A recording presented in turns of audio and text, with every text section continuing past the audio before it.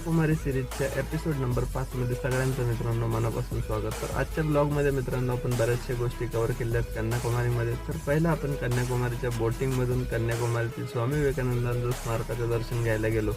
त्यानंतर तिरुवेल्लोरच्या भरपूर मोठ्या अशा स्मारकाचं पण दर्शन घेतलं आणि कन्याकुमारी मातेच्या फुटप्रिंटचं पण आपण दर्शन घेतलं. ते पण खूप छान मंदिर आहे. ते पाहून झाल्यानंतर आपण पोहोचतो मित्रांनो त्रिवेणी संगमला.